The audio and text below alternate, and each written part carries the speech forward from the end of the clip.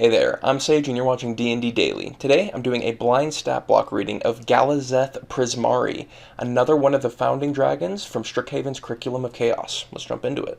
The dragon Galazeth Prismari embodies the flow of magic from inspiration into artistic expression, whether through physical form or another sensory medium.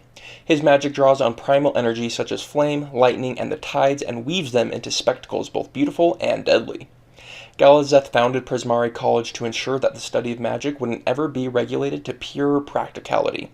His teachings emphasize that magic's beauty must contribute to unfolding culture and personal emotional growth. Galazeth views dynamic expression and precise perfection as necessarily competing forces, both within individuals and the world at large. As you would expect, the artwork of Galazeth is very artistic. It has those long weaving flows of magic. But what I find very interesting is you can see kind of webbed fingers if you look closely, and it has tentacles instead of horns, as well as its tail seems to have fins. So it's giving a lot of aquatic vibes, and I'm wondering if they're going to have that added into the stat block. Let's find out. Galazeth Prismari is a gargantuan dragon and also a sorcerer. They are chaotic neutral. They have an armor class of 21 and an average hit points of 402. They have 40-foot movement speed and 80-foot flying speed, and notably, no swimming speed, which I find interesting considering the webbed fingers. He has a +8 to strength, +2 to dex, +7 to constitution, +4 to intelligence, +5 to wisdom, and +8 to charisma. This is the stat lineup I expect from legendary dragons: low dex and high everything else. He is proficiency in dex, con, wisdom, and charisma saving throws, as well as arcana, acrobatics, performance, and perception skills. He is resistant to lightning damage and is immune to cold and fire damage. He has blind sight out to 120 feet and a passive perception of 22. He speaks Common and Draconic. He has a challenge rating 23 and has a proficiency bonus of +7. He gets 3 legendary resistances a day, and he has a multi-attack. He makes 1 bite attack and 2 claw attacks. Bite is a melee weapon attack with +15 to hit, a reach of 15 feet. It hits 1 target and on average does 13 piercing damage plus 5 lightning damage. The claw is a melee weapon attack with +15 to hit, a reach of 10 feet, hits 1 target and on average does 11 slashing damage. If the target is a larger or smaller creature, it is knocked prone.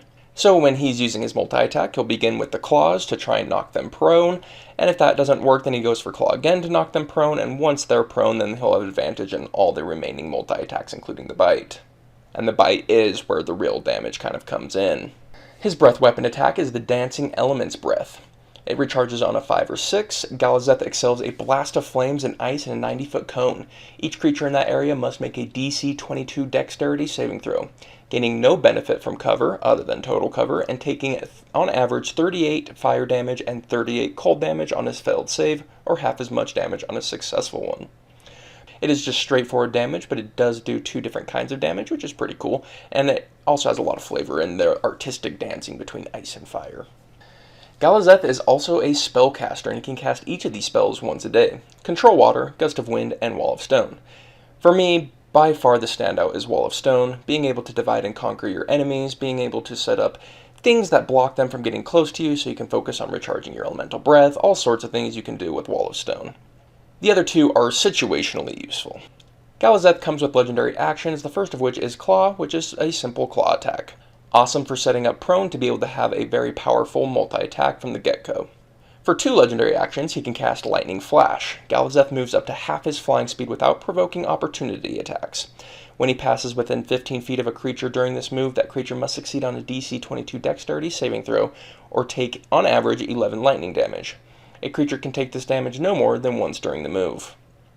So this really comes down to extra mobility and some AoE damage. It's pretty nice to just get 2d10 against all combatants and be able to maneuver yourself in a favorable position. I think Lightning Flash is very strong, and ironically not that flashy. The third and final legendary action is called Flowing Creation, and it costs 3 of the legendary actions to use. Galazeth magically summons 1d4 art elemental mascots.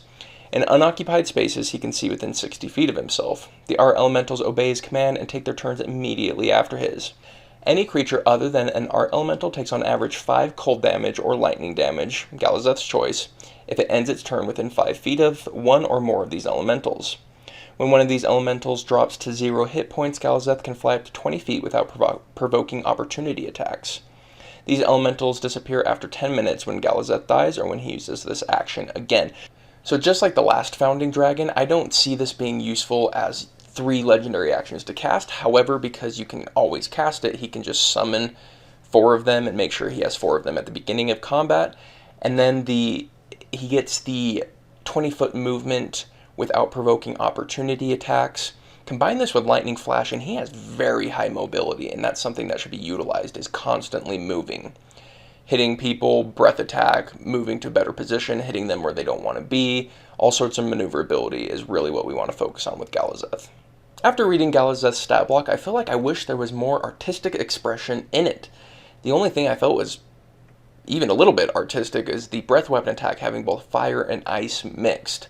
I don't know. I don't know what they would have done mechanically to make that work. Even the spells being more oriented towards colors, color prism, all those types of things, would have leaned it more towards that flavor. So I find myself being a little bit disappointed, but I am always down for some high mobility dragon combat, so there is that. Alright, that was the blind stat block reading of Galazeth Prismari. We are D&D Daily. We release new D&D content every single day. If that's interesting to you, go ahead and hit the subscribe button, and I will see you tomorrow.